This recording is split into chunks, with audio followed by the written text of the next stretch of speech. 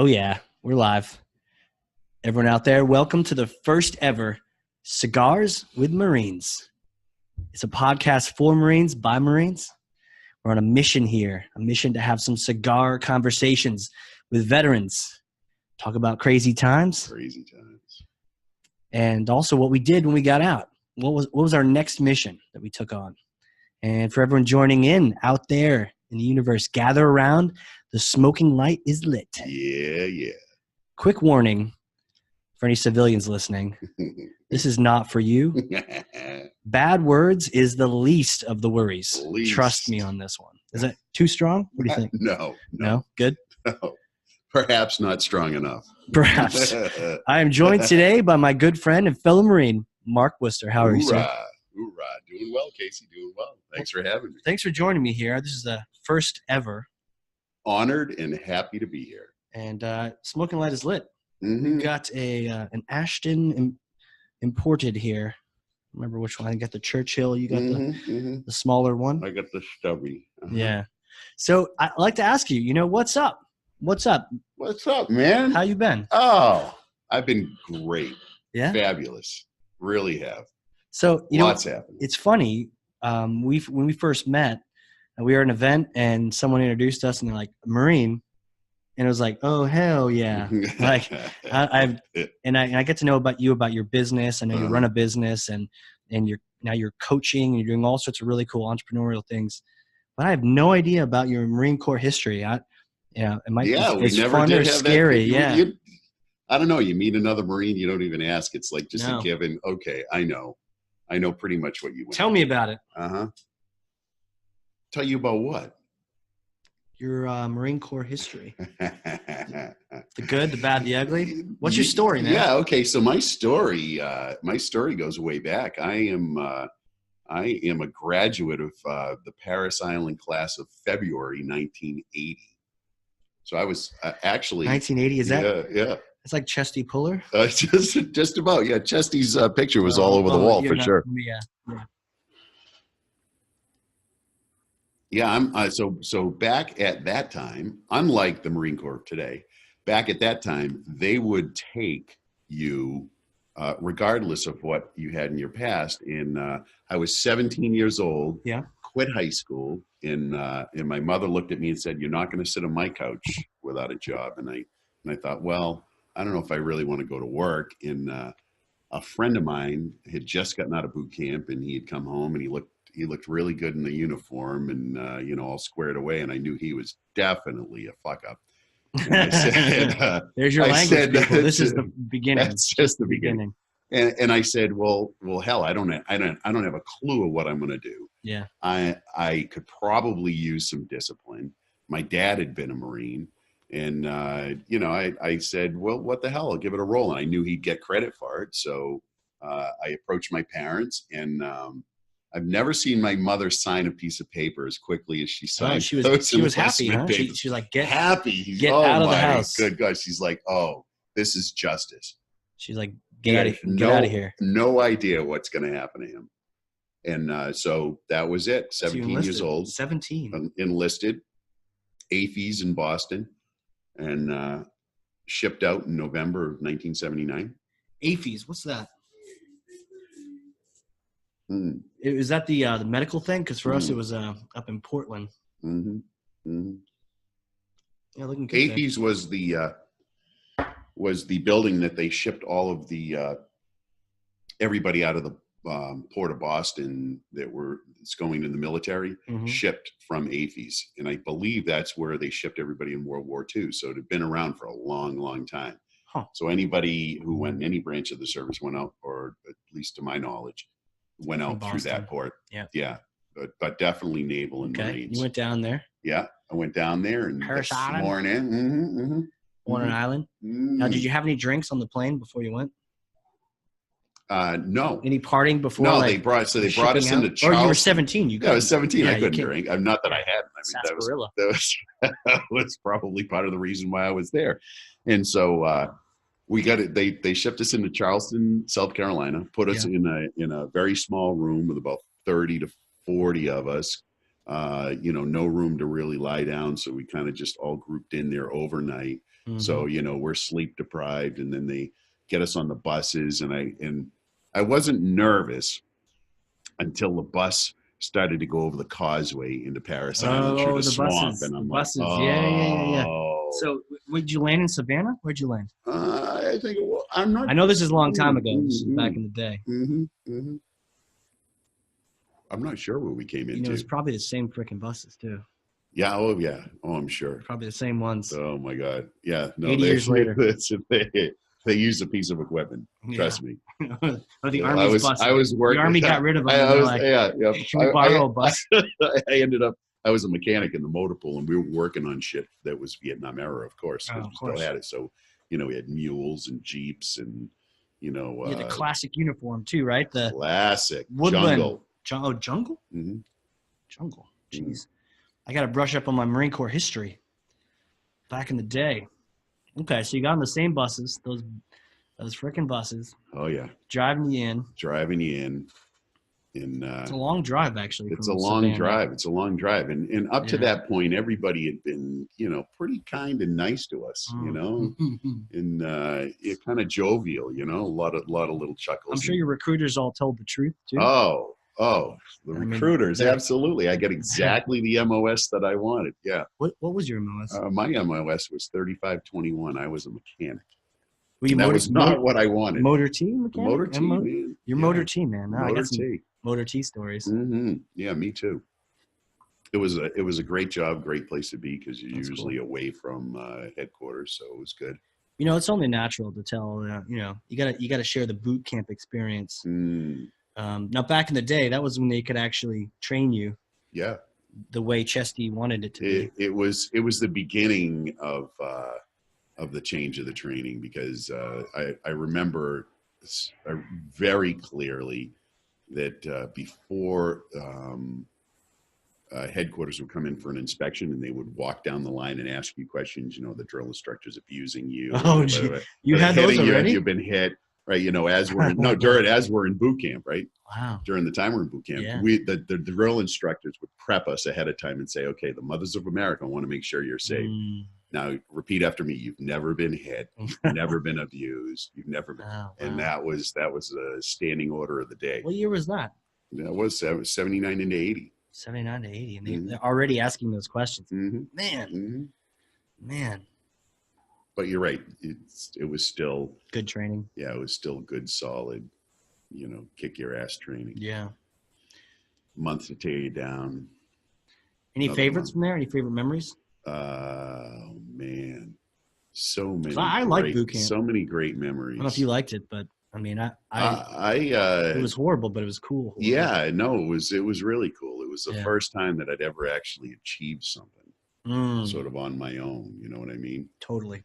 And it was, it was certainly a defining moment in my life. It still has impact today, absolutely, without any doubt. Yeah, for me, yes, a great one. So, what was your? Where did you go in? Like 4 days ago.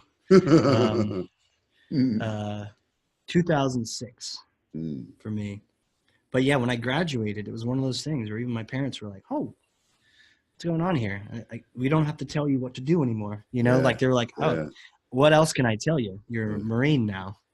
You know, so it was cool. It was cool. That was that thing that I chose. And, you know, growing up, you kind of do what other people are asking you to do. But I had chosen that, you know, and it was like, as wild as an idea. It's like, I'm going to do this, you know, try it out. And it was cool. It was cool to earn all that. And I don't know about you, but my drill instructors never broke character. So I had the father figure. I had the drill hat and the kill hat. And not once did they ever show that they were human. I don't know. I mean, in your rotation, did they swap out drill instructors like midterm? We had like, oh my God, I got to say, we had like 3 different sets of drill instructors. It was mayhem and chaos. Why do you think that happened? I don't know. One was a drunk. Oh God. Oh. So you had that was one story. You had real. I was out on guard duty outside of the squad bay, and the senior drill instructor shows up, shit faced. He was like, "Worcester, run up into my office and get so-and-so. I'm like, sir, can't leave my post, sir. I thought he was trying to fucking trip me, right? So I'm like, oh, I don't know what to do. And we went back and forth for like 10 minutes. And finally he's like, you motherfucker. And he gets out and goes up and gets his own stuff. But I didn't break post. You didn't. I didn't break post. But he was not fucking with me. He was just shit-faced and wanted me to go get his stuff. And I'm like, no, sir, no. You never knew. You never knew if someone was fucking with you or if it was like a test. And that also explained away some of the bullshit where if it wasn't planned properly, you just imagined that, well, maybe they planned it to be horrible like this. You know? Yeah. You never knew if it was like proper training. It needs to be horrible so you get used to the horrible. Or they're just really bad at planning. It did prep you for your experience in the Marine Corps. Yeah, hurry up and wait. Oh, my God. Yeah, so it reminded me all those different experiences where it's like, what do I do in the situation? I'm pretty much going to get in trouble either way. So, hey. Yeah. But that's cool. Choose your poison. How'd you do swim qual back there? Was it in the river with the gators? Nope. You had a pool? You had a pool. Oh, okay. You had a pool. Yeah. All right. Man, it's like I'm talking to a World War I vet here. Yeah, no, I know, old Corps. Yeah, it's funny. I did reserve time. I was a reservist, so I went a year to school, and then I was discharged into the reserves, and I did my 6 years, and then I was out for, I was out for a bit. Maybe 4 or 5 years. Sure. And I forgot and got a little melancholy and said, geez, maybe I'll re-enlist back in. I went back in at the age of 28 and I showed up on base and what were you, like a PFC or 20-year-old? Lance Corporal. I was the 28-year-old Lance Corporal. You were a terminal Lance. I was a terminal Lance. Wow. I was the definition of a terminal Lance. Absolutely. So cool. I went back in and the point of the story is when I got on base and got assigned in the motor pool, my nickname was Old Man. I was 28 years old, and they called me Old Man. That's funny. Because I was the old man. Me too. Because I went to college first, and I was going to go to OCS, and I was like, how do I get in good shape to go to OCS, Marine Corps OCS? I was like, I know. I'll enlist. Yeah. And then from there, I'll be in shape. I'll be a Marine, and I'll go to OCS from there. But yeah, crazy. It's funny. So I went in at like 24. I remember everyone in the squad bay, like, hey, it was either Chesty or Old Man. Yeah. And I didn't answer to Smedley Butler, but that was the implication, right? It was like oldest man in the Marine Corps right here. Yeah. But it's some 19-year-old. I was kind of old. Oh, of course. Yeah. So you went back in. Yeah, I went back in. Awesome. Went back in. What was that like? Bill Deegan was my commanding officer. What up, Bill? Bill Deegan. Remember him? He was the federal marshal who was killed in Ruby Ridge. Oh, jeez. Got the highway named after him in New York. Yeah. And what happened? William F. What's the story? I don't know. I should know this. So he was the commanding officer at South Weymouth, and he was a federal marshal, and they went to arrest a gentleman in Idaho. I believe it was Idaho, Ruby Ridge. And the Ruby Ridge thing. Yeah, that's the guy that didn't want to pay taxes or something. Yeah. So he took ended him up. Yeah, he took around. Yeah, he took around. Great guy too. Just a great guy. Damn it! It's not even in battle. It's some I know. loony up in the mountains. Exactly. Yeah, Damn. It was meaningless. Mm-hmm. But he was your commander when you went back in. Mm-hmm. Wow. Great guy. World. So you go back in, any of your funniest times, spit out your drink kind of stories that come to mind? Oh my gosh. This no, it's a question where so many of them. Oh my gosh. There were a few. So we went to 29 Palms we went to the Stumps for an extended vacation. Stumps. And so we were, my buddy, John Grealish, God rest his soul, no longer with us, ended up being my roommate for a period of time. But John and I were assigned to guard the motor pool at night. Wow. And so it's a beautiful night out in the desert, and we get a little bored. And John decides he's going to take one of the Jeeps and he's going to go chase jackrabbits. So he's out chasing jackrabbits, and I'm standing there watching him in the dark, and it's a great night. And he's doing, of course, he's going around in circles and donuts, and all you see is headlights. And I suddenly felt the presence of somebody beside me, and I turned and I looked, and it's the company commander, and he's just standing there watching the Jeep. He's like, "Lance Corporal, what's going on?" And well, he's chasing jackrabbits, sir. He's like, "Yeah, very good, very good. Probably we should go get him and tell him to come in now." So he was cool then. It was cool. That could go one of two ways. That right? could go one of two ways. That went the good way. Huh. So, yeah. You know, 29 Palms for me. I don't think. Do they have the lake across the street? The shit water lake. Mm-mm. Okay, so after your time, they put a wastewater treatment plant across the street. So off the hill, the flat part over on the other side in the desert. But by that, do you mean they dug a hole and put a whole bunch of shit in it? Yeah. Okay. That's it was like professional shit. Oh, good. So that warm desert air would blow across the desert, hit the lake, and then blow up into just right up the hill. Yeah, so everyone, beautiful. So you'd smell it every now and then. You'd be walking around, and all of a sudden it'd be like, "Whoa, delightful, damn!" And that was my 29 Palms. Oh yeah, I have one other 29 Palm story, and it does involve John Grealish too, which kind of give you an indication where we're at. So we're driving back from the Officers Club in a deuce and a half. John's driving and I'm passenger. What are you doing in the Oak Club? We were picking up all of the officers in and out. So we've got the back of the deuce and a half full of officers, shit-faced. Oh, yeah, shit-faced. And they're making a whole bunch of noise. Well, Johnny gets on the deuce and a half going down a hill. He's standing up, holding onto the steering wheel with the pedal to the floor. And another truck comes the other way, and they slap mirrors, and the mirrors blow up and cover him with glass, and he's bleeding all over his arms. The officer in the back, "What happened? Oh, my God, what happened?" Oh, yeah. Well, the other truck didn't stop, so it was okay. Yeah, they kept going, too. There's a story behind that one as well. There has to be. Yeah, there was a story there. Yeah, I was driving in Nashville, somewhere down here, and it was snowy. And it's one of those times many years ago where two cars, they hit their brakes and they both slowly in slow motion slide into each other, then like nudge each other. And you're like, oh, geez, it didn't really hurt my car, and I didn't know if it hurt their car. So getting out, and they just drive away. And I was like, okay, don't know the story, but I'm okay if you're okay. So they smashed mirrors, though. So, blew the mirrors up. Pedal to the floor, smashing mirrors. God. As fast as a deuce and a half could go. I think some of those officers claimed PTSD from that experience? They didn't. They were all just really, really hammered. So it turned out okay. But, Johnny had to go to the glass. Go to sick bay and pull the glass out of his arm. The window down, or was it like a plastic? Window was down. Oh, yeah. Yeah, no, it's the desert at night. It was beautiful. Yeah. I did, they had this thing called Camp Geiger. Oh, I know Geiger. They had that when you were there too? Mm-hmm. And it's just out. I was at Camp Johnson right up the street. Okay. Johnson was on the corner going down to Geiger. Okay. Yeah. Yeah. I was Guy. For those of you who don't know. Guy in back. If some of you civilians stayed, that's Camp Lejeune. No. Civilians shouldn't be listening anymore. Yeah. They should have turned away. Close your ears. Oh, yeah.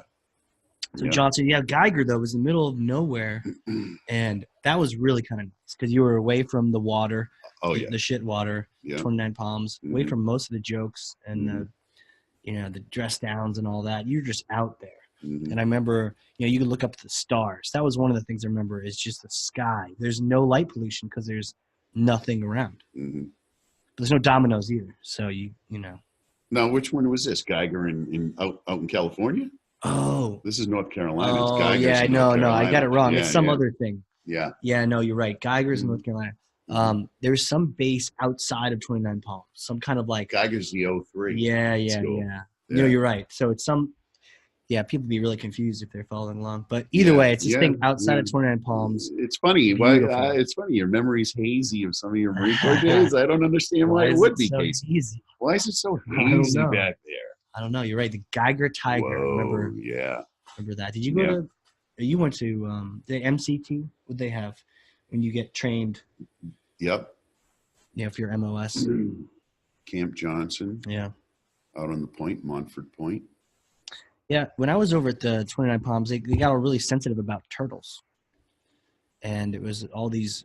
I think we actually had a class on wildlife sensitivity and how not to run over the wildlife. Never saw it. I gotta put it to them. They had some good training. You know, one of the first things that we had to do through Marine Corps online training, it wasn't online. It was they sent you. It was Marine Corps Institute or whatever it was. Yeah. They'd send you the booklet of whatever class you were going to take, and you did it, and you took the test and sent it back in.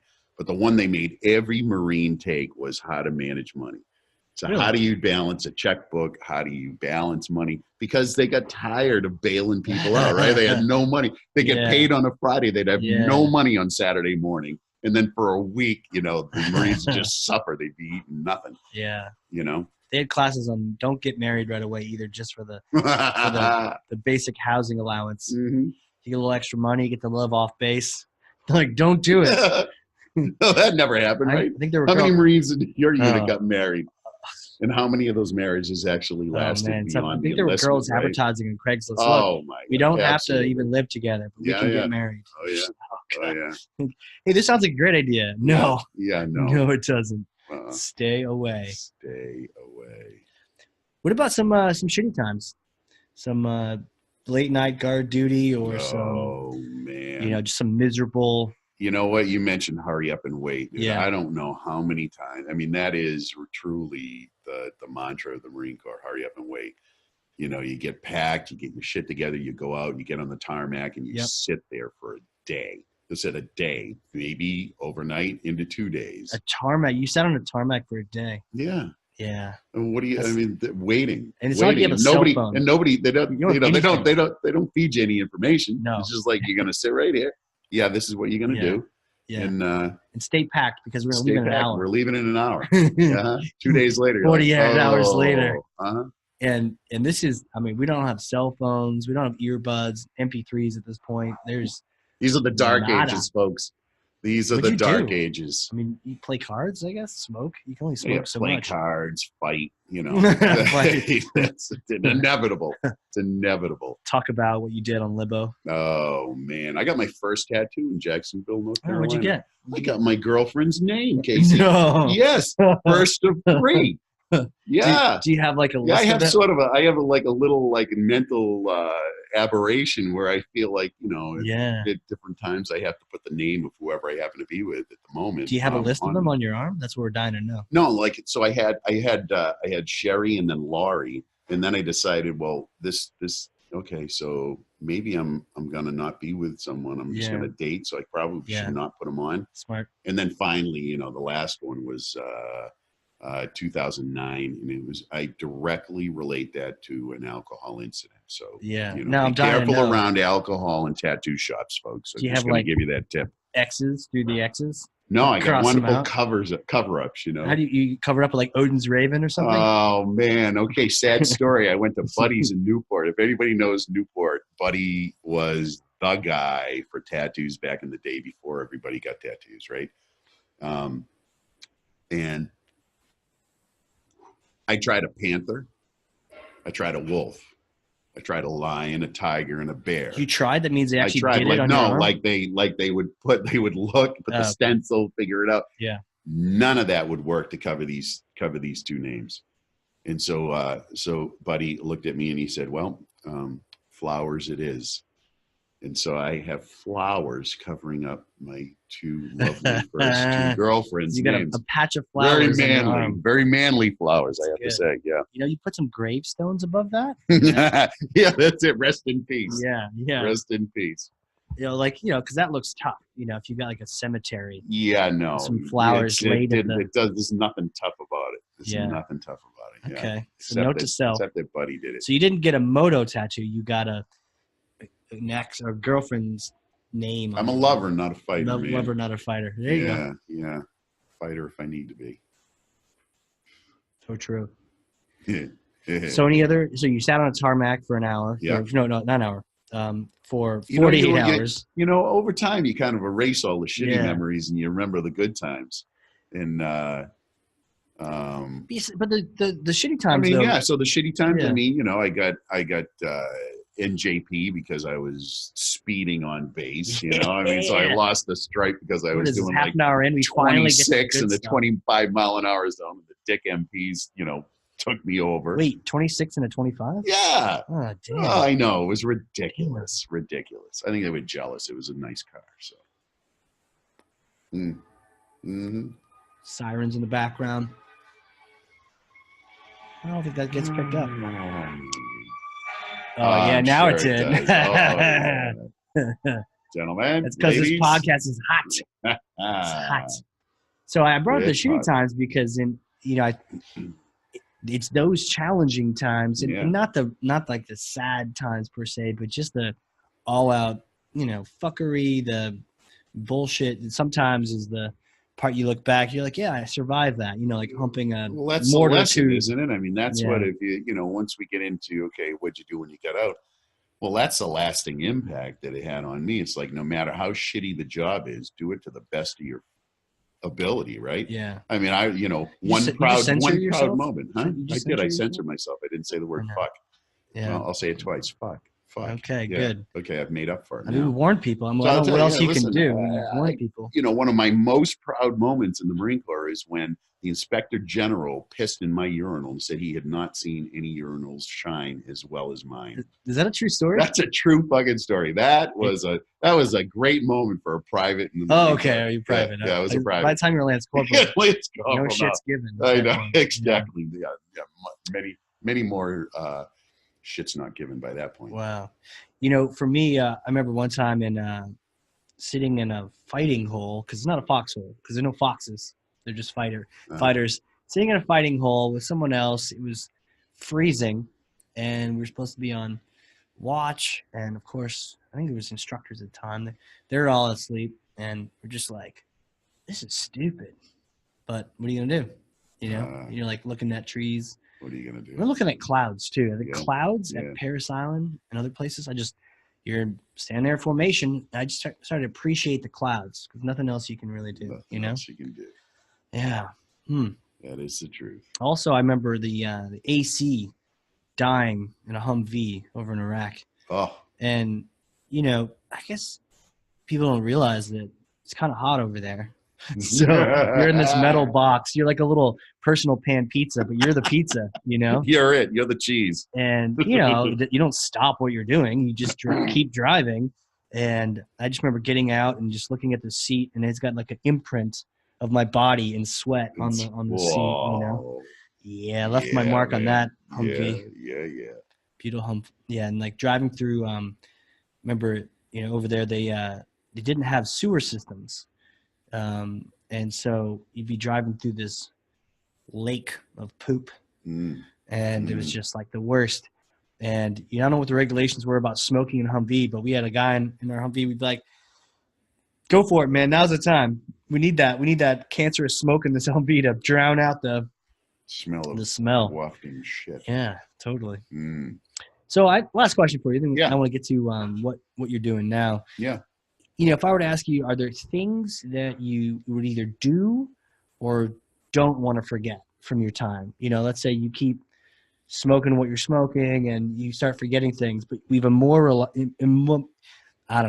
we've like put them into tape here so we can remember. What would you want to remember from your time in the Marine Corps, or what would you want to forget? Man, there's just there were so many impactful lessons.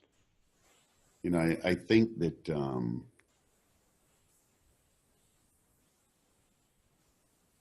I think it's that when you make a commitment, you honor it. Like you have integrity in everything that you do. Interesting. No matter how shitty the job is or whatever, maybe the choice doesn't go the way that you want, but you stick with it because you're committed to it. And really, I mean, this being a Marine, you meet a Marine anywhere in the world. If let's say you're in a bar room somewhere, and I'm not prone to getting into fisticuffs anymore because I think I've moved on from that, weapons, right? So I moved on from that. But if shit went down and there was a Marine in trouble, you would step up and walk right in, no matter what, without even thinking about it. It's not even a question. And I don't think a lot of people have that experience in life where it's just like there's that automatic, no matter what, don't even care if he was right or wrong. It's not even a question. It's just like, doesn't even matter. All right, Here Doesn't she's matter. in trouble. We're stepping in. Yep. Let's go. We're in it together. Yeah. I mean, I love that. I love that, we often talked about how how shitty it was, and whether you did high speed stuff or you sat on a fob, like whatever it was the people, the people around Oh, you. yeah. And Oh, yeah. that continues. I like the fact that continues on even when you get out. It's that little emblem on your car kind of thing. Or if I see someone pulled over, and they've got something like that, I mean, I'm helping them. Bar fight, like you mentioned. Yeah. Whatever it is. Whatever it is. Picture that came to mind was like, the 80-year-old guy who just, you're watching some video on YouTube and there's some bar fight, and some dude just gets in on it. That would be me, some 80-year-old dude being like, let's throw down, man. Like, Grandpa, we got this. Like, no, you don't, son. No, you don't. I got this. I got this. That's so cool. So you got out, you got back in. Yeah. And then you got out again after that. Yeah, what was that? Yeah. What was that like? Was it just time to move on, or? Yeah. Not a lifer? I realized I wasn't going to be a lifer. Yeah. I had started my business. Oh, while you're in? So I started my business in 87. What'd you do? I was in the technology field. So I was working for a couple of different companies, and then I figured out I could do it better than they could, and started my company in 87, and I re-enlisted in 91, right around the Gulf War. Okay. Yeah. So you had already started a company when you got out the first time? Yeah. Okay. Yep. What was that like? I mean, how did you get those skills? IT and all. Did you go to school? No, I didn't go to school. Okay. I got out as a mechanic. I was like, well, that was fun. I'm gonna do something different, and worked for a company, and they trained me on some of the technology of the day, and I started my company, and that was it was the beginning of the advent of the personal computer. I mean, I'm going back.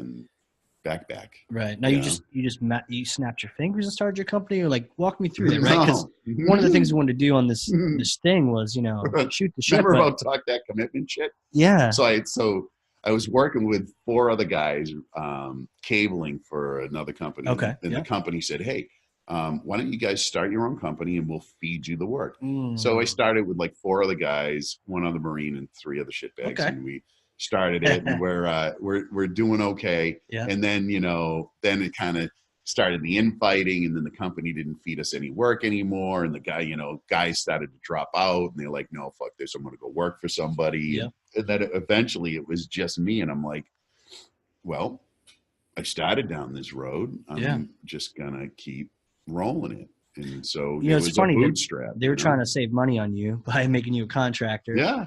And you flipped the script on them. Flipped the script. It was, and I remember specifically the day I had to make the decision. I'm like, okay, they're not going to feed me any more work, and they're not going to pay me for the work I already got. So either I go back to work for somebody else, or I go out and I start to find companies that need my services. And that's how it all started. I just started banging on doors, and you know how we get. We're relentless. We're fearless. We just go out and do it. We don't really give a fuck about it. It's persistence. And that was the beginning of it. And it was a good 30-year run.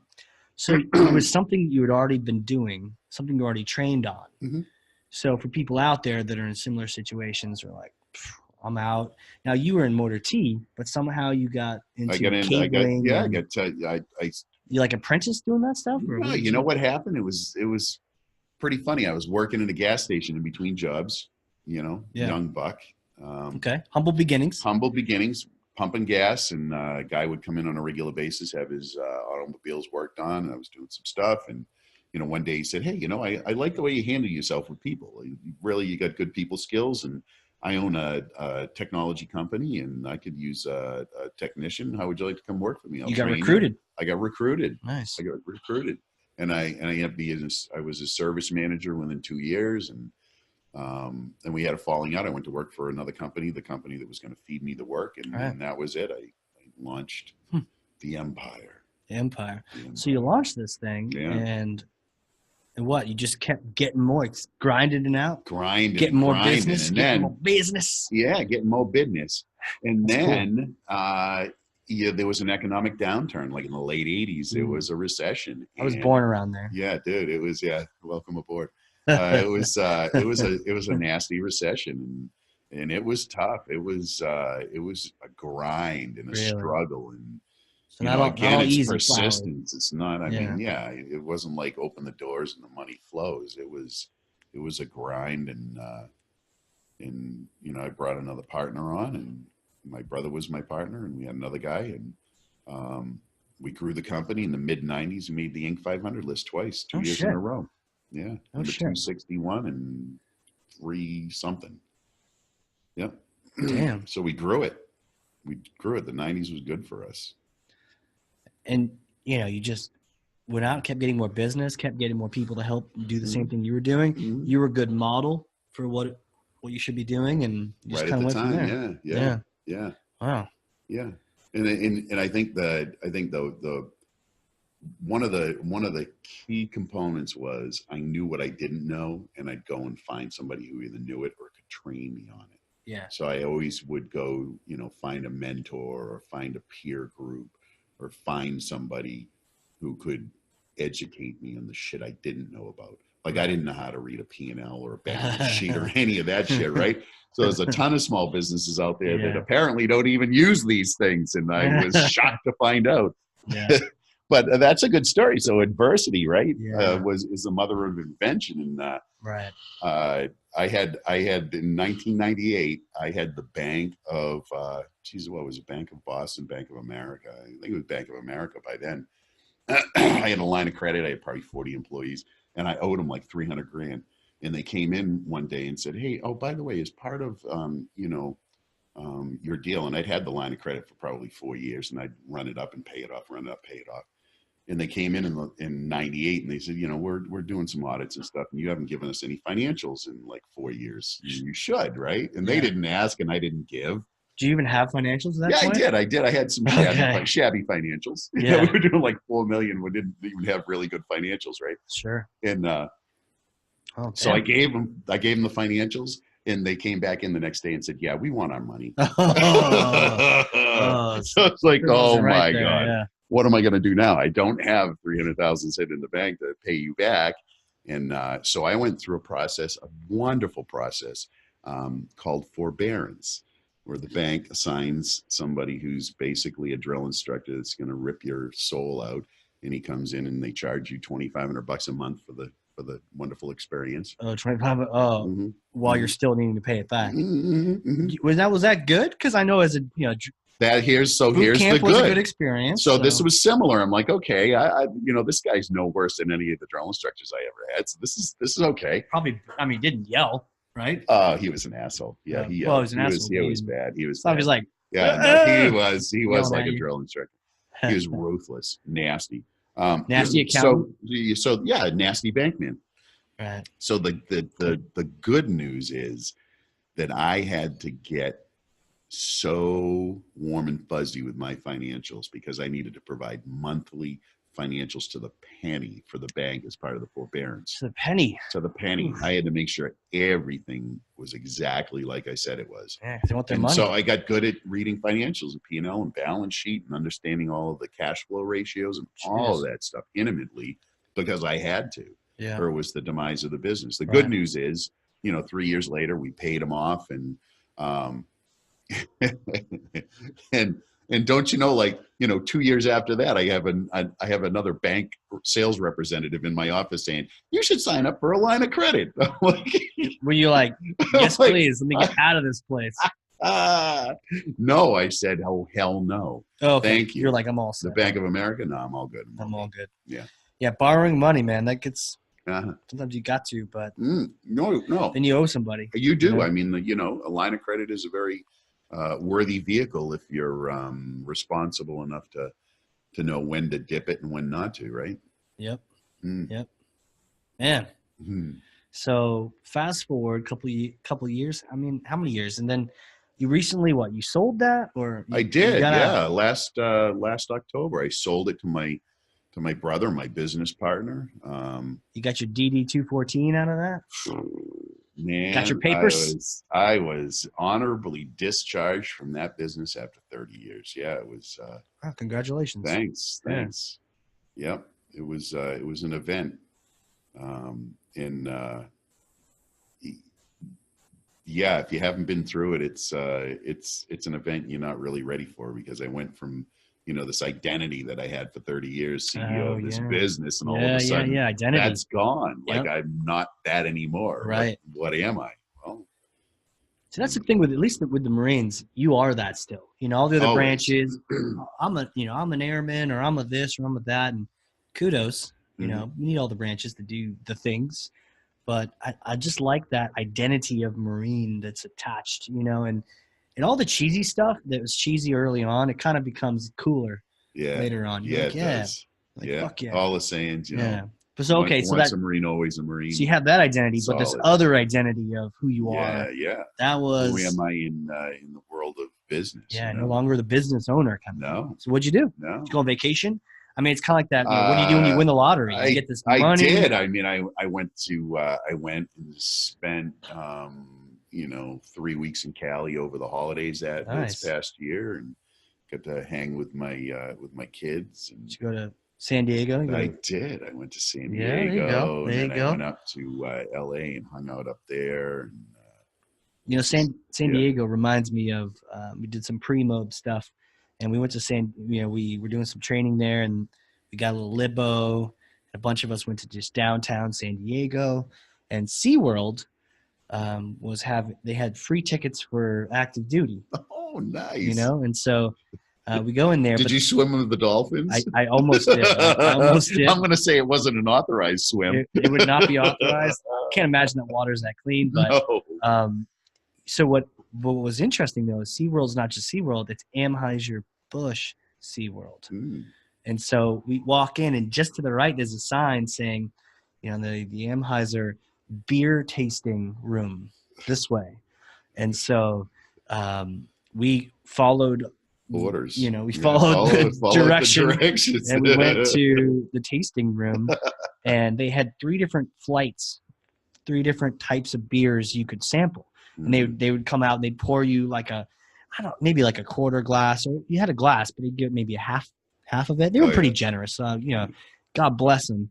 But it also depended on what category you picked. There was like your standard, there was your weird, and there was your like multi-beverage ones.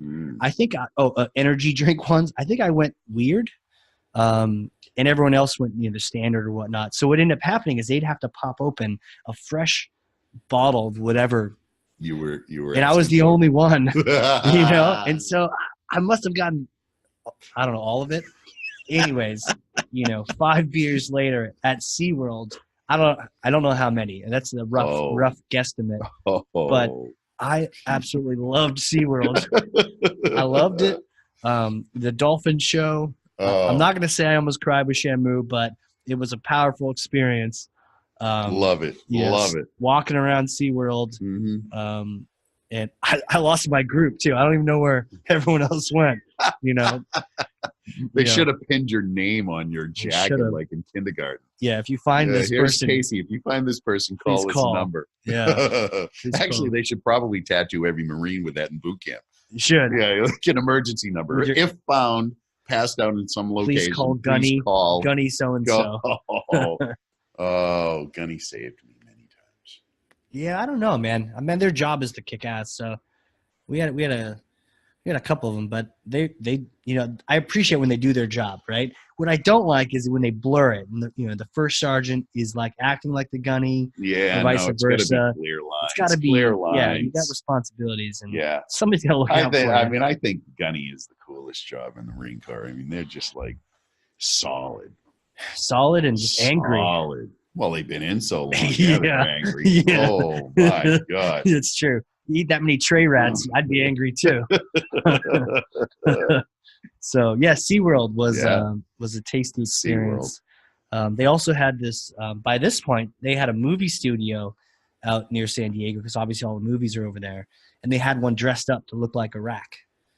And so we went in this place, and it was awesome. It was just really cool, and they'd have actors and all sorts of people just dressed up. you know, and so you can kind of almost like you role playing and you're acting the part, and eventually we get to play with those sim rounds where you're shooting. It's what is it? It's a different upper receiver, but it's the same lower receiver as an M16. So you're walking around with M16s that shoot little. What was it? It was like it wasn't paint. It was like chalk. Those chalk bullets. Yeah. And we had some good times. We had some bad times. In the very beginning, we got lit up like crazy, like a bunch of noobs. Yeah. But by the end, we were like, "Oh, okay, I get this." Yeah. You know, because those instructors would just mess with you completely. They'd have pistols and. Oh yeah. But that was fun. It was fun to go out there and do that. But you know, I remember the hills were just ass kickers because that altitude. You know, climbing up and down, and but yeah, I liked it out there. It was nice. It was nice. Yep. So you went out there and you frolicked. Did you get a chance to do SeaWorld? I did. Okay. Actually, I went back in August of this year and did SeaWorld. Think they'll sponsor the show? It depends. We've said SeaWorld enough. Yeah, we said SeaWorld of San Diego. SeaWorld if you're out there listening, we'd love a sponsor. Free tickets. Come on in. Free drinks, free tickets. So you got out there. So you would just kind of a chance to kind of relax and adventure and enjoy your hard-earned money. Yeah. You know, just a break, and and then I spent, you know, from then till now, working in another business, gratis. That's free. That's free for the rest of you folks. Words. Yeah. So but it was invaluable experience because it gave me my new business that's going to launch. Oh, really? So how'd that? So you got inspired? Because I'm sure there's a lot of people out there. You know, you got to find your next mission, right? Like, what's your next thing? I mean, I was the one that was like, I got to do my next thing. I'd actually been working on a company idea for 2 years. Yeah, okay. I was in the fitness wellness area, and makes sense. Yeah. Being a former yoga instructor and CrossFit level 1 coach. Okay, but tell me about this yoga. Yeah. So back in '98, remember that? Remember when the bank came in? Yeah. I know a Jarhead who's a yoga instructor. Yeah. Listen, we're multifaceted people, believe it or not. So, true. You know, one of the things that came out of boot camp again is, do something 100%. Don't do it half-assed. Right. You know, if you do it half-assed, you're going to get your ass shot. Just do it 100%. So, when the bank called the note due, I was under a little bit of stress, and just a little. Yeah. And you can't go beat up some dummy. No. With a bayonet. No. Well, you could. You could. That was an alternative. Sure, method. Amazon has everything. Oh, right now they do. Yeah, there's no Amazon then. True. So someone suggested, you're under a lot of stress, you should go to this yoga retreat center in Lenox, Massachusetts. It's called Kripalu, and actually Kripalu is. Oh, is it that retreat center? It's a retreat center. That's one the group went to. So you went there? Yeah. Way back when? Now get this, folks. This retreat center does like $34 million in peace, love, and happiness on an annual basis. Are you sure it's just yoga they're selling there? Yeah, it's all I could find, and I searched. You looked, knocking on the doors. Like, how are they doing this? What else do you have here? Oh yeah, what else is going on here? Yeah. So I went there. I did a week-long immersion on find yourself and whatever, and I really got into yoga. And so of course, doing things 100%. I immediately came back and enrolled in a yoga instructor course. It was like one of the first ones offered. It was when yoga was first starting to be really popular. And so I taught for a couple of years. And that was my like intro into yoga. Yeah, side hustle for sure. So you're running a company and you're a yoga instructor. Oh yeah, that's cool. That's cool. Yep. Fun stuff. My respect for yoga came from P90X. Do you remember that? Mm-hmm. The old series and. Oh yeah. I remember getting the videos and I bought it for someone in Puerto Rico. I don't know, on the internet, things happen. This box shows up. The internet did widen the world. Yeah, it did. So doing the different workouts. I remember the yoga one. Now, was it in Spanish? No. Oh, okay. Good question. Good question. I mean, just asking. You got it from Puerto Rico. Tony, whatever is like, hola. Hola. Like, whatever. Yeah. So, I remember that would actually be good. You could double up and learn Spanish. Of course they do. Yeah, you're right though. You could double up. You could learn. That'd be cool. Do it in like Japanese or something. You want to learn that language. So yeah, I remember the little description for the yoga one said, get water and get a towel. I was like, a towel? Towel. This is P90X. Like, yeah. I need a towel. What do I need a towel for? Sometimes it said like, get the stretch bands or get the weights or whatever. This one just said water and a towel. And it's like, what kind of weirdo? Anyways, I remember doing it. I remember understanding why they need a towel. Yeah. I'm doing some like these like low poses. I'm like, my arms are shaking and I have sweat just pouring off my head. Of all the ones, I think plyo was hard, and then also yoga. Yeah. Was deceivingly hard. Yeah. People don't realize that it's not an easy. It can be easy and gentle, but there are certainly some disciplines that are not that at all and require a lot of What's physicality. That low pose thing where you get really low to that, like just off the deck. Chaturanga. Chaturanga. Okay. Google that. Chaturanga. I don't know what happens if you Google chaturanga, but see what happens. Yeah, disclaimer is we don't know what you get when you Google chaturanga. What you get. Could be good, could be better. Could be better. We don't know. But you're like a couple inches off the ground. Oh, it's good. It's good. Arm shaking. So yes, yoga. Yes. So yoga. So that helped yoga was my thing. De-stress, man. De-stress. And I got back. I got into yoga, and that really was one of the ways that I dealt with the stress of having the bank almost shut you down every single day for 2 years. So. So I can see that working for anybody, whether it's like you just got out, anything, you're in still, totally, any of these things. Yeah. I feel like whenever we go through something, deployment is one thing, but just life, something crazy happens. It's like you add that up, it fills up your bucket with like bad water, and you got to get rid of that somehow. You have so yoga is one of the ways you did that. Absolutely. Highly recommended for anybody who wants to relieve some of the stress of life, for sure. That's cool. Yeah. Yep. So that was part of the path. So I did this, Okay. So yoga. Go back to this. So the wellness. You kind of we're always into this, and that makes sense, right? Because the Marines, we sort of had this built into what we were doing. We just were well all the time. Yeah. Yeah. Work hard, play hard. Right. Right. That was it. Now I will say, I remember it was a base somewhere over in it was like a middle base, and I remember the Army, which knocked the Army for a little bit. By the way, this is Cigars with Marines. Well, no offense to anybody else. We do not plan. I mean, you can. It's in the Marine Corps hymn. Yeah. When you get to heaven, streets are going to be guarded by Marines. It doesn't say guarded by the Army. I just remember no disrespect to all of my Army friends. Love you. Love you. So now that we've said that, we love you, but we're also going to talk about some of the people. Let's do it.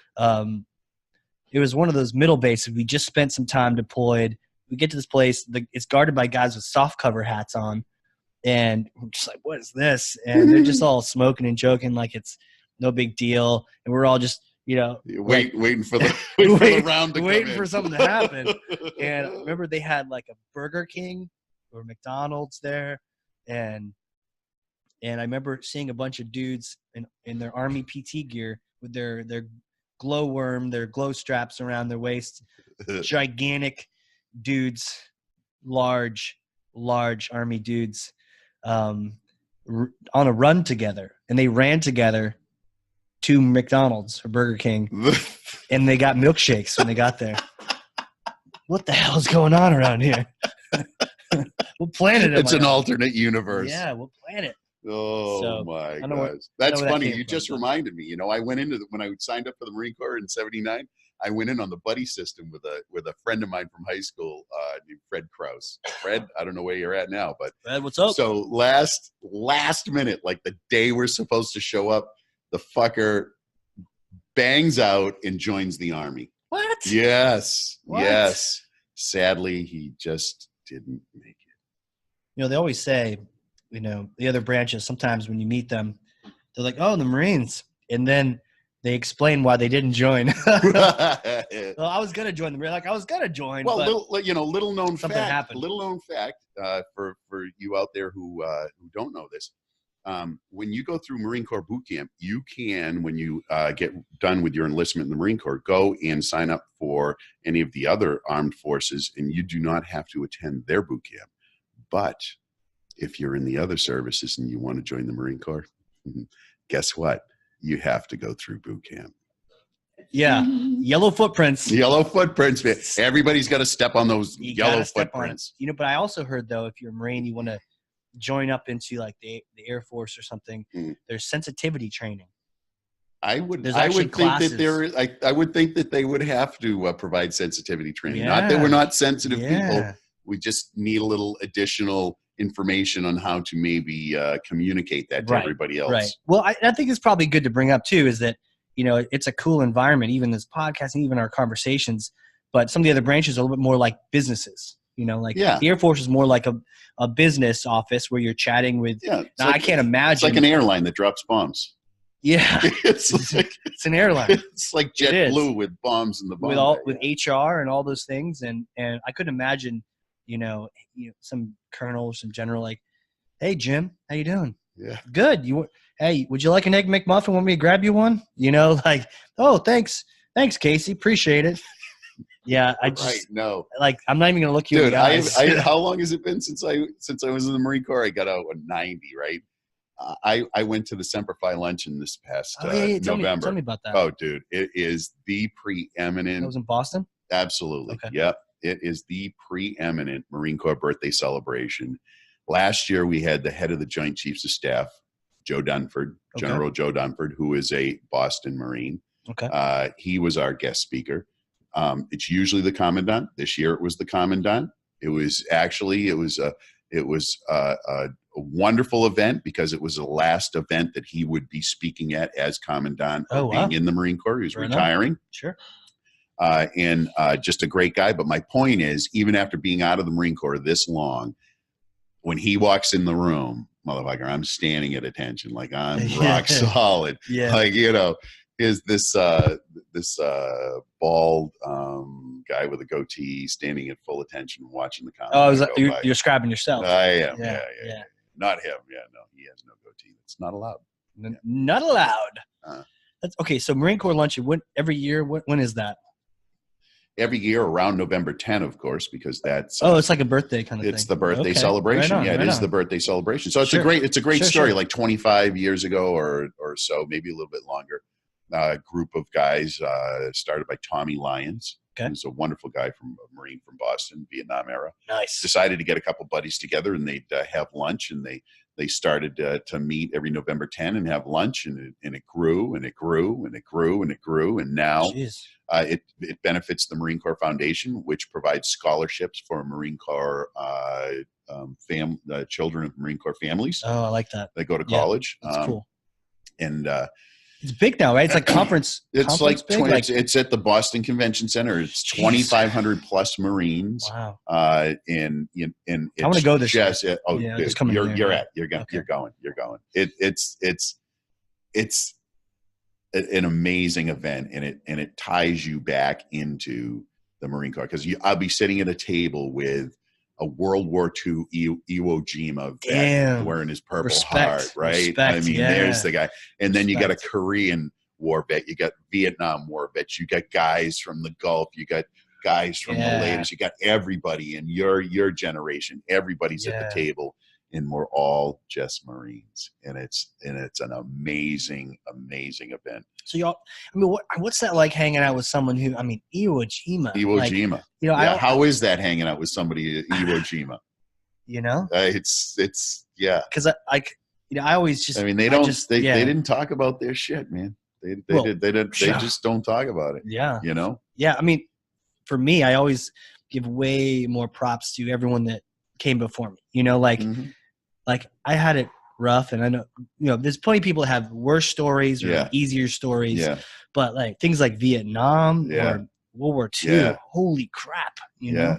Yeah. But respect. we're real cognizant of the fact that, and it was mentioned at this past Semper Fi luncheon, of just the shitty reception that all of our Vietnam vets got when they got back. Yeah, fuck that. And they got spit on. That was just, it was shameful and horrible. And and we recognize them at every chance that we can, because you know what, they paid a price for, you know, in a war that they may not have agreed with. And that's one thing that you learn in the Marine Corps. It doesn't matter if you agree or not, you go in 100% and do the job. So, and that served you well, that going 100%. Now, real quick before we get off of that topic, though, so that luncheon, how do people learn more about it, get involved in that?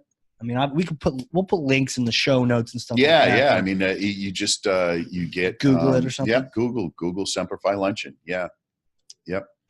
And you'll get in and what kind of lunch, what kind of food? Oh, dude, you know, filet mignon. These are the questions Marines ask. Yeah, you know? filet mignon, and potatoes, and good stuff. I mean, good stuff. Okay, good stuff.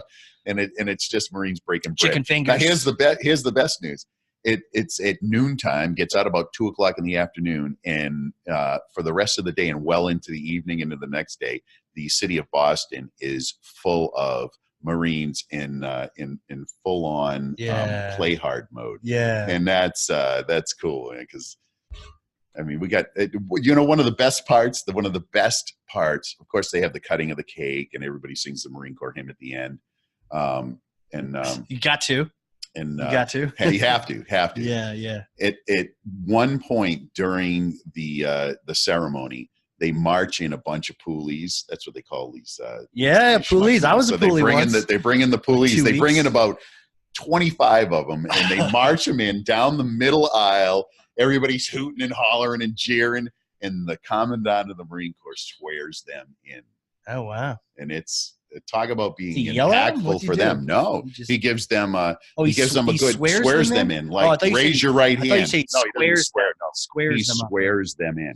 So he's raise your right hand, repeat after me. I, Casey Cheshire, do solemnly swear, blah, blah, blah, to uphold and defend the Constitution of the United States, which I think we're the only country whose military pledges to defend a piece of paper, an ideal, not a person. Hell yeah. Not a king, not a president. Yeah. Although we also, you know, raise our right hand and say that we're going to obey the orders of the commander in chief. Sure. Yeah. But it's to the ideals on that piece of paper. That's interesting. A lot of, you know, God save the king or queen or whoever. But in this case, it's like, no. It's the freedom. It's the principle of that thing. It's the principles of the document. It's cool to have some, to be, your foundation is that, you know, it's something we can be proud of. Yeah, totally. Okay, so Marine Corps lunch, and now we're gonna have to do that next year for sure. Maybe do a little reporting live, but not after noon when we hit the bars. that'll descend rapidly. We'll get kicked off of YouTube. We'll get kicked off of iTunes. Well, it's an interesting afternoon. It's a great time. That's cool. So you got involved in this, and you were also involved in, you know, you were doing yoga, and you were pushing, experimenting, trying things out, and so walk us through that, like that next thing, that next mission. How did you find your sweet spot? What are you doing? So I you know, my kids grew up, moved away. I was divorced. I was hanging out. I'm running the company. Things are going real well. I had time on my hands, and I decided in 2012 that I wanted to get into something in the healthcare related field. And, you know, I did the time versus money review on becoming a surgeon, because I love surgery. I love cutting people open when they are under anesthesia. You love not so much cutting people open while they're awake and noticing that I'm doing it. Practice this? No, like I've been in surgery because I ended up going to nursing school. Okay.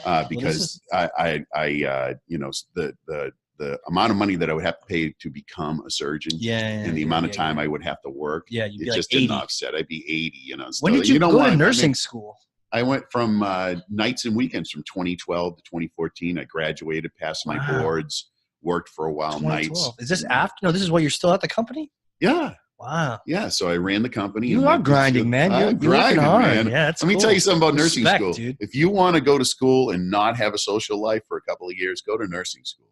You do not have a social life. Even with all the nurses around? Yeah, you do not have a social life. Wow. God bless all those people. Those books are expensive too, right? Oh, yeah. Medical books? Yeah. Crazy. But fun time. Night school. What made you do that?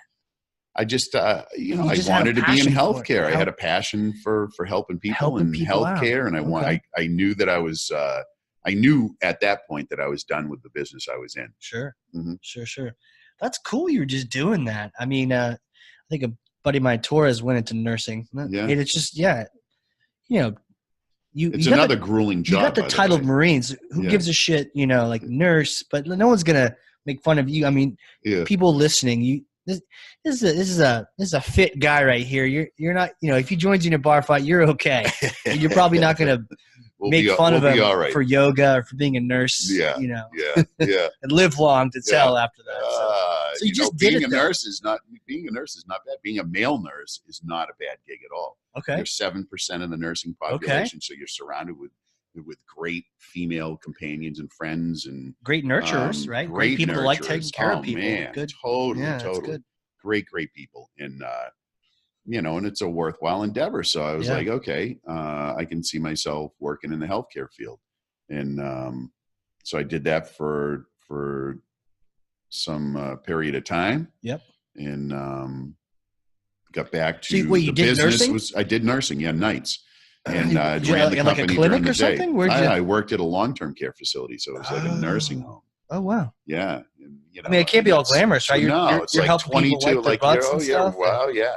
But something about it was like. I mean, that's the thing about nurses. We don't care about body fluids. I mean, the two things we're concerned about: did you pee? Did you poop? If you didn't do those two things, you know what? You're not going anywhere. You're gonna stay right here. Yeah. That's cool, man. Yeah. So you know, a tough guy like you, but you got this soft spot, this heart for other people. Yeah, that's cool. Yeah. So you're doing that. You're trying. You know, it sounds like you're just trying stuff. Mm-hmm. You're, you know, experimentation starts early, right? Oh, Camp Geiger. I remember getting kicked out of a hotel on Libo. It wasn't even me. A buddy of mine and we rent this. It's never us. It's always the other guy. We're always the good. It's always the other guy. We rent this hotel and I go and I watch a movie with a couple of the other guys. So, hey, let's go get this movie. It's a new action movie. It's out. I go watch it. I come back. We've been kicked out of our hotel because the party started early, at like 2 p.m. There's a bathtub full of stuff and picture fell off the wall. But yeah, so you're just trying stuff out. That's cool. That's really cool. I've always tried stuff out. Yeah. Always. So. Yeah, you're just trying stuff out. Nursing, and did that stint in long-term care, and said, "Oh yeah, this is not a fun job," and not your thing. It's one that's needed. So I looked around at like fitness and wellness and what could I do. I got into CrossFit. Yeah, tell me about CrossFit. So I've been doing CrossFit for about 5 years, and I decided a couple of years ago that you know, if I'm going to do this thing, I might as well do it. So I went and got CrossFit level 1 coach certified. Okay. And it's great. Level 1, is there like a level 2? Yeah, level 2. Level 1's the first one? Yeah, level 1's the first one. That's the base one. And tell me about CrossFit, because I did it a couple times. Shout out to my buddy Troy. I'll have to get him on here too. Mm-hmm.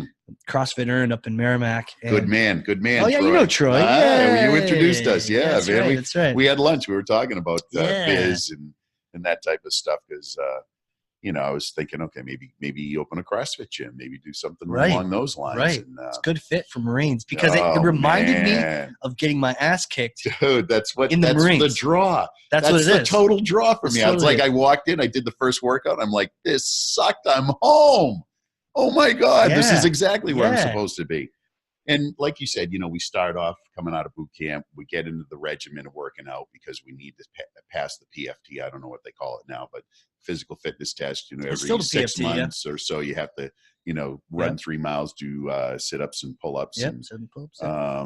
You know, so you got to stay somewhat healthy. Yep. And so, you know, I just kept on with that. You know, I did weightlifting and bodybuilding and aerobics and, you know, every new thing that came out, I tried. So I've always been in sort of that fitness realm. And then I found CrossFit and it was like just coming home. You know, my first ever CrossFit workout, different gym here in Nashua, CrossFit Nashua. And the workout was called Sarah No H. And it was 100 pull-ups and then a whole bunch of other things. I love the fact that they got names for them, right? Yeah. No, I do. Yeah. So every workout has a name. H. Sarah No H. And it was 100 pull-ups and something else. Yeah. And no matter what, so it's like no matter what, you're going to get 100 pull-ups in.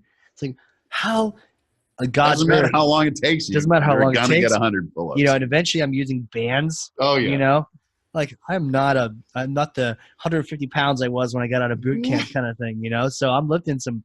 I was 150 pounds in like 4th grade, by the way. It was the last time I think I saw 4th grade. Pounds.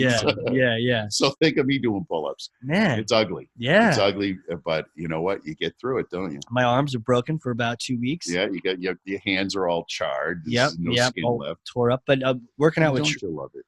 Yeah, because working out with Troy, it was a different kind of you know, obviously different workout. They're different workout every day, workout of the day. And I remember the end result of working out with Troy on an intro class was I'm laying on the ground with my feet up on the rowing machine, trying to get blood back in my head. Because love it. I don't know if I hadn't hydrated or what, but you'll find out quick if you haven't done something. You'll find out. Oh, by the way, you're dehydrated. You need to drink water. Yeah, here you so go. I'm just trying not to pass out. Laura Troy's Casey, here you go. Yeah. Yeah. And it was like, wow. The word broke off. Like I was like broken by the time this workout was done.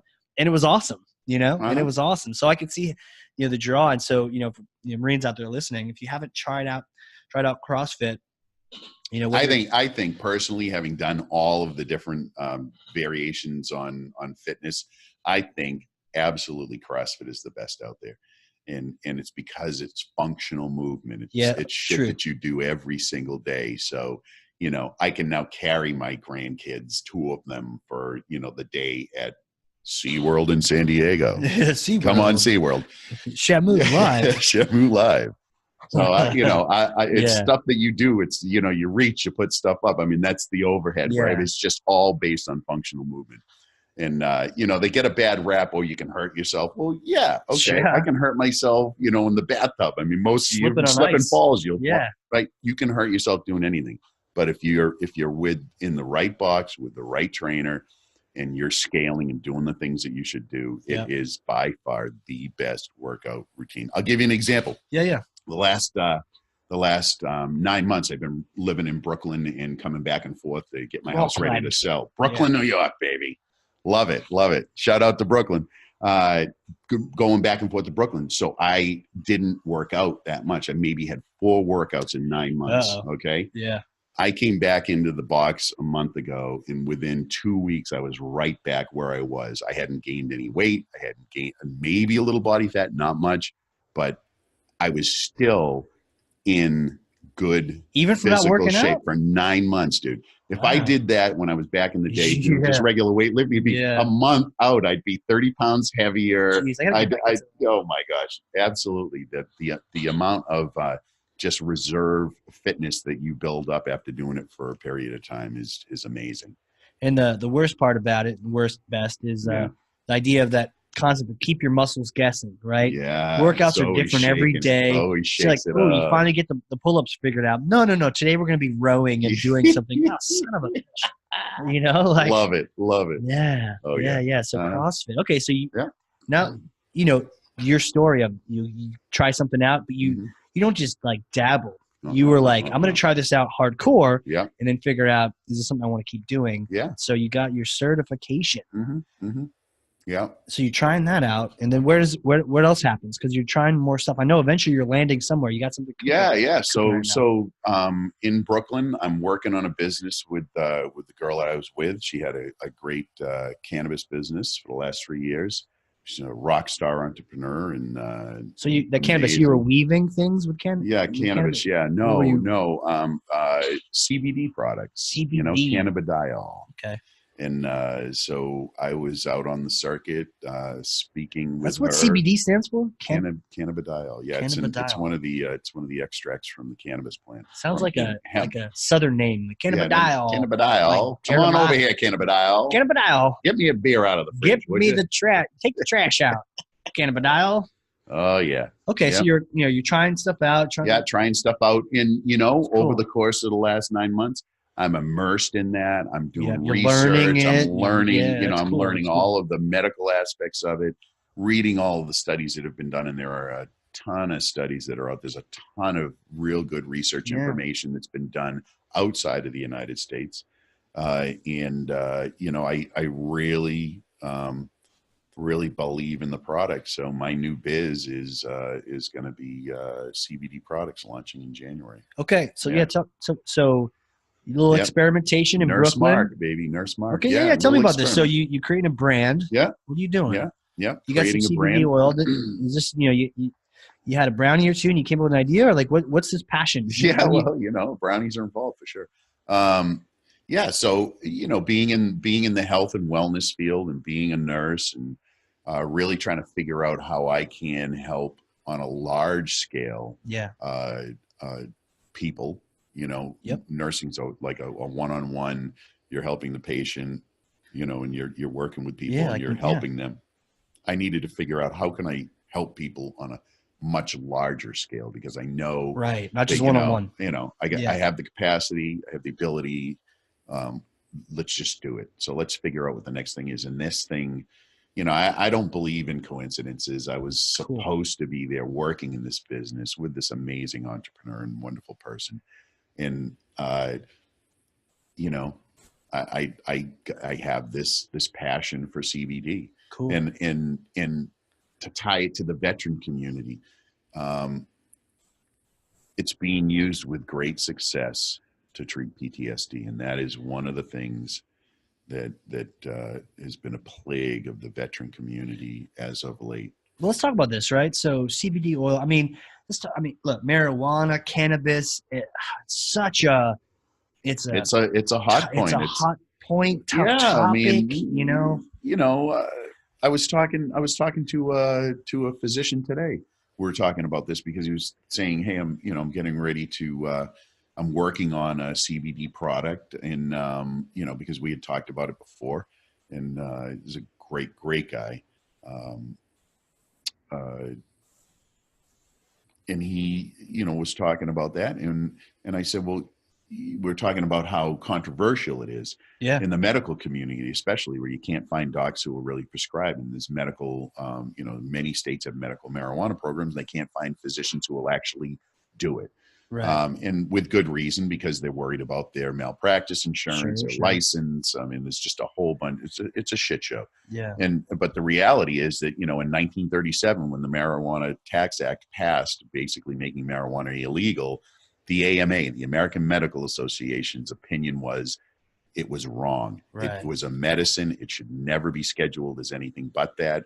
And so they opposed it in 1937. And the reality is those docs had been using it as a medicine prior to that time, right? With success. Those docs are all dead now. So we've got two generations of docs who have been inundated with negative messaging that say that this is a bad thing. Luckily, there are some of the newer physicians, the younger physicians, who have a different sort of outlook on it, who are willing to take it on. So the medical community is coming around slowly but surely to the fact that there is a positive benefit to these products.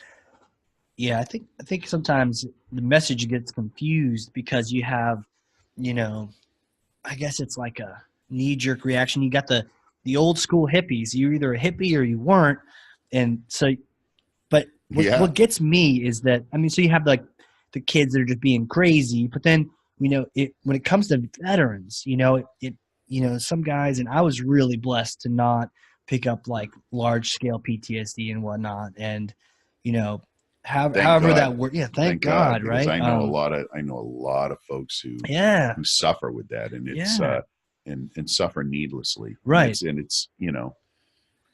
I mean, mental health alone has a stigma, right? So you're dealing with a mental health issue, and then you're dealing with a product that has a stigma attached to it. So it's like a double whammy. And luckily there are veterans out there. Shout out to my boy, Rick Martinez. Fine Army nurse. Oh, okay. We'll give him half credit. Oh no, we'll give him all full credit, man. Credit. This guy's a rock star. He's great. He partnered with a Marine. Hoorah! That's why hoorah! Yep. Partnered with a Marine. Created Citizen CBD, and their whole mission and goal is to make sure that our fellow veterans who are suffering with PTSD have access to CBD.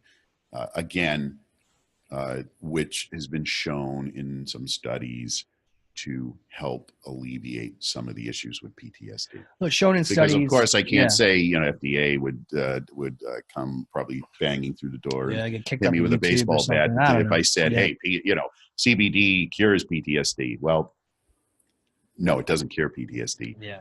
But it has been shown to alleviate a lot of the issues that people with PTSD have. You know, I've seen it, heard about it firsthand. Some of my friends, you know, shout out to my homies that, you know, have these struggles. And you know, I think something like PTSD, the real the hardcore kind that is just hard to crack. You know, you need extreme measures for extreme things, or you need to think outside the box to try to help people. And so that's where I'm like, look, you know, do it or don't do it, recreation, whatever that debate is. When it comes to helping out veterans, you know, we're not speaking in their faces, but let's also not ignore them and ignore the fact that what the stat was, I don't know what it is today. The stat was very recently, you know, 22 veterans a day commit suicide. Yep. And I'm going to go out on a limb and say probably suffering from PTSD. Right. So, I mean, try things out. You know, back to your theme of like trying things out, hardcore, diving in. Okay, so this mission is, you know, let's help people out en masse, right? You're trying to help out en masse, absolutely. En masse. Is that French? What is that? I believe it is. I just used the French word. So en masse. So, you know, one-on-one. Oh, you want to light? I do. There you go. Light that thing up. So you want to help people out, you know, at scale. There we go. There's an English word. And yeah, it's like getting you out there for more than just a one-on-one. I'm sure, you know, one-on-one's been fun here. So it's like, how do we get Nurse Mark out there? By the way, I think it's baller. I could say baller. Everyone listening. I think it's awesome that you're calling yourself Nurse Mark, because it's that dichotomy. That's another big word. It's that contrast of, you know, big tough Mark Marine guy who has this soul and this heart for taking care of people. Care of people. So it's a cool contrast. Yeah. So shout out to my mother who gave me that gene. Hey, Mom. Hey, Mom. So what are your thoughts? What are you doing next with this? How are you moving it forward? Launching January with a product line. And fleshing out the details of how to get people. Yeah, so products, CBD products, you know, tinctures and creams. Is that legal? Yeah. In mass? Mass? Okay. Cool. So you're the shaman, the witch doctor. I'm the shaman, yes. And helping people out. But it's all tied into health and wellness, right? All health and wellness. It's not. You can't just do the cigar, the drug, whatever it is. It's also the conversation. Yeah, absolutely. So I'm all about education. I mean, there's still just such a need for education on really how these products work. I mean, there was an article in the Herald today, a very negative article about a tragic incident that happened, and the person happened to have had a CBD vape at some point, and that was all that they talked about. But they didn't talk about the three other items that had been involved. And then there was a 5-page spread about all of these potential incidents that were related to it. So there's still a lot of negative press. There's still a lot of negative media surrounding this without any real supporting factual information behind it. So I feel it's my responsibility to educate the medical community, people in general, to really what the facts are surrounding this particular plant. Well, that's cool. I was gonna say it's not like it's gonna stop you, all this negative anything. Not like anything stopped you in the past. No. So what's the thought? You're gonna get product in people's hands, but it sounds like you're attacking the whole person too. You know, because like totally you said, whole person. It's not just the pills. It's not. I've got some buddies where it's like, here's a bag of pills, you're cured, right? Or you're fine. Yeah. So it's not. The problem with our society today in the United States is that we've cultivated this huge huge idea that Western medicine can cure us of all ailments, and that we Take can a pill. pretty much devoid ourselves from being involved in the process. We just go to the doctor, and the doctor will give us a pill, and we'll be fine and dandy. Well, the reality is that's not how it works. Right. And that, the medications may or may not work, but ultimately you need to take control of your own health. Yeah. It's not in somebody else's hands, man. Yeah. It's your own gig. You point. know your body. So yeah, it's like the whole thing. It's the CrossFit, it's the yoga, it's the CBD, it's all of those things. It's how to lead a healthy lifestyle in moderation as I smoke this fine cigar. It actually is a good cigar. I'm impressed. You would pick this one out too, the Ashton. Love the Ashtons. It's still going. I mean, sometimes I'll have ones that just die on me, smooth smoke burns all the way to the end. Oh yeah. Absolutely. Yeah. Smoke. I mean, it reminds me of being out again, in the it's field. moderation. I think probably the last time I smoked a cigar was maybe 4 years ago, right? Really? So it's like, cheers, man. Yeah. Cheers. Yeah, it's just like everything in moderation. Life is good. Life is good. So what do you think? How do you combine these things? Oh, actually, before we get to that, one thing you brought up was the idea of taking ownership of your own health. And I think sometimes I got into this where, the Marines and other places, it was kind of cool being either a student or being in an organization where someone else would take care of you. Like the Marines, everyone, they told you when you could poop, Totally. Totally. That's a great boot camp story. Yeah. I have no shame. Like I will go over in the corner and drop my trow and do whatever I got to do. It doesn't matter. It doesn't matter to me. And where that comes from is the first 3 days of boot camp, they really frowned on you having an opportunity to do anything. And then finally we were let loose to the head, and they give you 30 seconds to go in, and you run all in there, and there's 25 shitters lined up like a foot apart, with no walls, no nothing. It's just shitters. Yeah. And you got to make a decision. You got 30 seconds and you haven't gone in a while. You go. Time to go. And it's like, you lean side, hey buddy, can you get that? Yeah. It's like, oh, no shame. So you know what? It's a great life. That's all I got to say. I remember sitting on a stall, and there's a person across from me, and we're just, we're both doing our thing. Yeah. We're like, hey, how's it going? What's up, pal? It's like this converation, but in a different setting. Right. So where'd you say you're from? Yeah. Hey, throw me that roll. Throw me that. And also, porta potties. I remember out in the field. I might have been rifle range. It was, how many Marines can pee at the same time in a porta potty. You got limited quite amount a few. Time. It's more than 3, I think. It is more than 3. Yeah. Wow. I don't even know how we got on that topic. I don't know. Yeah. So, that's the point. So, man, it's a good cigar. I'm actually remembering more things now. Yeah. The idea of people looking out for you, people telling you everything you do, but then when you get out, no one's telling you shit. No one's telling. All of a sudden you got to do you. Yeah. You've got to do you. Yeah. That's part of the issue with transitioning from military to civilian life, right? It's like, how do you make that transition? You were taken care of. How'd you make that transition? Oh, well, it was easy for me. I was halfway in and halfway out, right? I'm in reserves. I'm old. I'm the old man. I'm 28. I'm halfway in, halfway out because I'm reserved. So I've already got one foot in, and I've got a business going, and I've got 1 foot in the military. So for me, it was easy. But for guys like my son just did a 4-year hitch, and he came out and he's Marines? Like, oh yeah, right of course, yeah. Is that a proud moment? Because I was trying to tell that. I'm like, hey, how about the Coast Guard, son? How about the Coast Guard? They got they got great college education and everything. College. Yeah, this would be great. I mean, he's got the GI Bill. He's got the GI Bill. Oh yeah. But so he's like, no, fuck you, Dad. I'm going to the Marines. And so right out of high school, he went in. He did his 4-year hitch. Proud moment. Yeah, it was good. You go down to Paris Island and see him graduate? Of course I did. What was that like? Seeing your boy do that? It was great. It was great. Got to go into the squad bays and, see the racks lined up. I'm like, I remember this. Yeah. That was the first time I quit smoking. I smoked when I went in, and then it was such a pain in the ass to go smoke. Like they'd say smokers draw one, and you put it between your fingers, and then, you'd get like 2 minutes to run outside and have a cigarette. And I was like, in boot camp? Yeah. Oh shit! They gave you a carton of cigarettes when you got in. When you at one carton of cigarettes you got. And then what? You had 3 months to smoke that one carton? You know what? It was all by design. Remember how you said, you never knew if they were fucking with you or if they would. It was by design. You were not going to be a smoker by the time you get out. They made it such a pain in the ass to go out and smoke.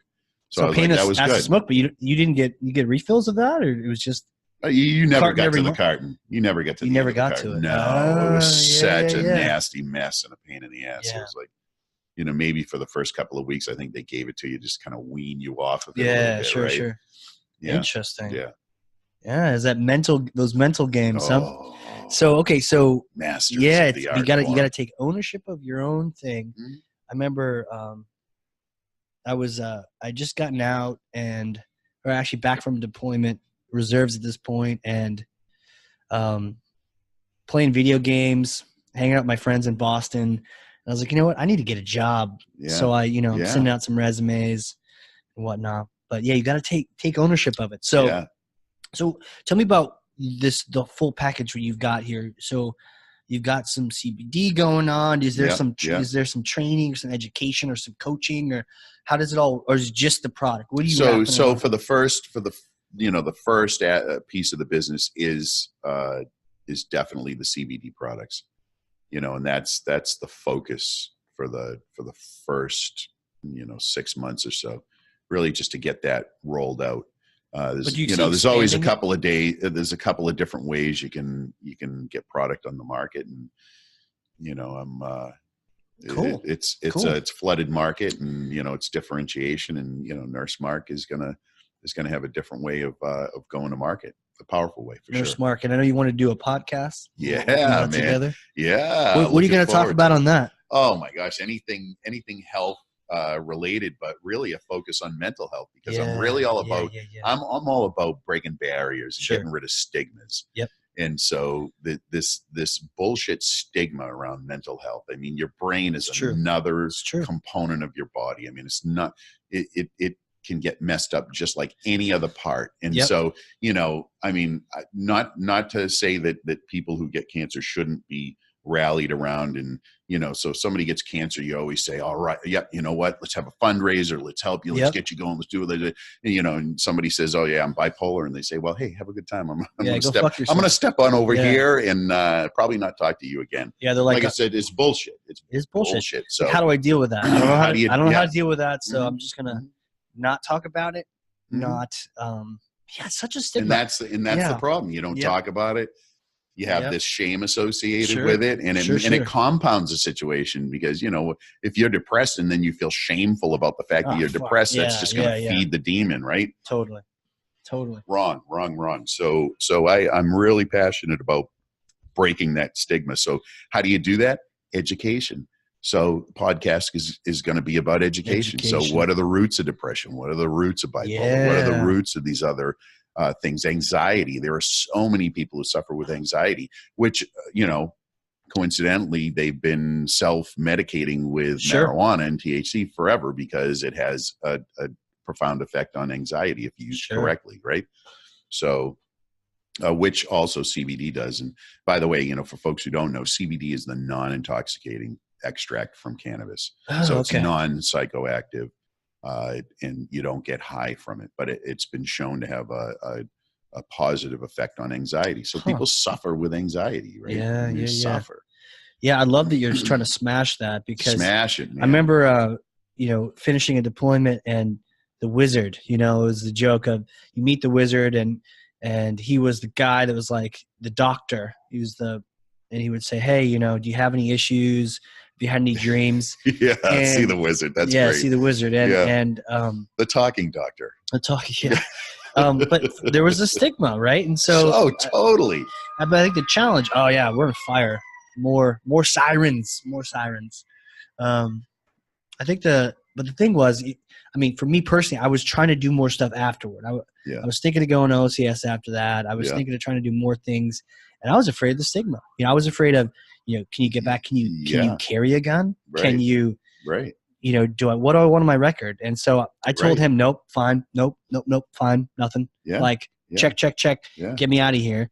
I know other guys that didn't necessarily know if they had any issues, who were just making up shit because the government gives you that money. Yeah. You know, and so, yeah. But I think that also is a distraction too, because they probably did have an issue afterwards. So at least they got some funding. But man, you go to the VA, if they're just going to give you pills and not work on your wiring, you got to own it. You got to own it. Right, you got to own your own thing. It's amazing. It's an amazing organ.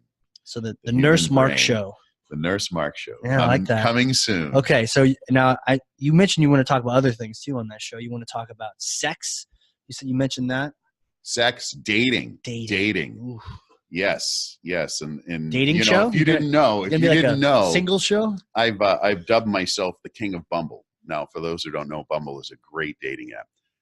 I feel like I'm really an expert. Yeah, you're on schooling dating. me here. I'm really good. I'm really good at starting a relationship. Not so good at maintaining one. So I am working on that with a therapist. You're owning it. Good. I'm owning it because I know that this is an issue, and so we know what the problem is. We know what we need to do for a plan of action, and so I will have the ability, if I so choose, to establish a relationship and continue one. So I'd love to share that with folks, and have them. Have success because, we're wired to be with other people. We're wired to be in relationships. So, there's a ton of stuff that happens over time that kind of skews you in the wrong direction. And, you're not so good at maintaining a relationship. And sometimes we don't even know why. And you end up blaming the other person. Right. It can get crazy. So, so sex and dating. I mean, who doesn't like sex? I'm sure there's some people out there. I may have met one or two, but I'm a fan. I have to say, I'm a fan of sex. Again, 100% all in. So that's it. Yeah, that's it, man. That's cool. I know one of the things you mentioned to me was the early on, and obviously save it for your show, but early on we get these things wired in our psyches or whatnot, where when we 0 to 5, baby, intimacy, 0 to 5, it's really huge. Yeah, 0 to 5, that imprint gets set. 0 to 5, you're just a nugget in preschool. You get your one of the things is attachment there. How is it? How did you attach to your primary caregiver? And there's several different nuances to what attachment style is. And if you happen to develop one that's a little disorganized, then you're going to have trouble attaching to somebody in an intimate manner. Right. Yeah. Who doesn't, right? Who doesn't, yeah. And it always comes down to that intimacy and feeling comfortable and trust and all of the things that go into being in a relationship with someone. So, again, knowledge, they say knowledge is power. Yeah, now, that's sort of true. Knowledge is power if it's converted into action. Right. That's the catch. Right. So I'm hoping to provide that knowledge to people with the impetus to actually act on it. Like give action, them actionable items, yeah, right? Yep. Yeah. Knowledge with action. Yeah. That's cool. I'm definitely going to need to tune into that because, I'm sure everyone picks up something, and we all pick up stuff in our childhoods. Mm-hmm. Marines sometimes more than others because what do they call us? Uncle Sam's misguided children. And we laugh because it's true. It's true. Hey, especially back in the day. I mean, back in the day, when I went in, again, even a little bit earlier than that, prior to the mine Vietnam era and so forth. I mean, if you had a record, sometimes you'd be in front of the judge, and the judge would say, well, you got a choice. You're either going to go to jail or you're going to go to the military. And that would be it. And that would be what the military got. So they got good at kind of getting people in line, right? Getting people straight and using them for what they needed to use them for. Yeah, it was really good how, because I remember being in a group where we had this one, that was like a hut, I guess. And we called it the United Nations because we had a former Crip, guy who was like a dealer. We had another guy, and then I was the old guy, and then there's some young guys, and some of the dudes. It was cool. Like, it is cool because you know what ends up happening. Yeah. We're the most accepting motherfuckers of diversity. It's true. Absolutely, it's true. Because we've lived with all of those crazy people, and we had to do it. And so we got to know them as people. And it's like that barrier, that bullshit goes away. And it's like, oh, you're black, I'm white. Yeah. Big deal. Marines. Okay, great. Yeah, they always said bleed green, Bleed green. Bleed green. We all bleed green. And it was like part of it, you're like, I don't know if this is cheesy or not, but it was true. Like it really, I mean, I remember one of the guys was with, cool dude. And one of the things he did during deployment, he'd pull up his laptop and he'd start writing some beats. And what I learned is that, there's like a big market. If you write some cool beat and like Diddy, or somebody picks it up and they want to use it in their next rap, and it, like, you're making money on those things. And he would make these beats and he like, yo, Chesh, like, take a listen to this. And so I listen in, like, oh, that's pretty nice. Hey, maybe a little bit of that, like little higher notes in there, some like little lower stuff. And yeah, let me try that out. And, just some guy, just different people, but we were so accepting. And, but I do remember one guy that was in school infantry with me, and he had gotten arrested, supposedly, for allegedly arrested. We're all innocent. All innocent. He had like a Cadillac, and the trunk was full of blocks of marijuana. And he was driving up to Maine, and he was sharing the story. And I think the judge had told him, you could go away for a while, or you could go away for a while and have a weekends. It's basically the same thing. You can go to jail, or you can go to the Marine Corps. At least you get the weekends. Sometimes, if you get those off. But it's just cool to be around folks like that. And what's interesting, I talked to someone else, and they're like, it's weird, sharing my stories and whatnot. But what we don't realize is sharing our stories with other Marines. We're not only we're the most accepting when we're in like that bleed green, but after the fact, we totally get it. Like someone's got, anxiety, they've got PTSD. It's like, I get it. Yeah, totally. I see where it came from. Totally get it, and willing to help. Yeah. Well, shit, man. I don't know if you looked at the clock. You were just having a great time, smoking a cigar. Time, man. Any shout outs? Cigars and Marines. Yeah, that's it. It's pretty cool. I like this. This is the first one, trying it out. Thanks for helping me do that. Any shout outs you want to do, or any, web addresses, or just any, how can people contact you if they want to connect with you? They heard something that was cool. What's a good way to get in touch? Hey man, get in touch. We'll post it up, but Nurse Mark at 30turn.com. Okay, good deal. It's an easy way. Mark with a K. Mark with a K. Okay. So we'll put that up there. Hit you up. Hit me up. Hit me up. Questions, comments, just want to chat. Yeah. Share experiences, right? Yeah. It's important, right? We got to make sure we encourage each other. Like it's a short run, chat, man. It's a short run. It's a difference between like, saying a fellow Marine or, a doctor at the VA or whatnot. But, we're always listening and be available, for each other. And, like you said, if you know someone out there, reach out to them too, because they may not know. And it'd be good to share this with other Marines, right? We're not going to advertise this thing. No, we're not, what are you going to do? Word of mouth, baby. Facebook ads? No, we're just going to link to our friends, have conversations. And one day we may have the commandant. Yeah. One day, man. That's a good goal right there. Maybe Chesty Puller will come back from the dead and we'll have him on here. Oh, man. Even better. That'd be cool. Yeah. Well, thanks again, man. This has been awesome. Hey, thanks. I appreciate it. It's an honor and a pleasure. Totally. For everyone else out there, this is Cigars and Marines, and we'll see you on the next one. Semper Fi.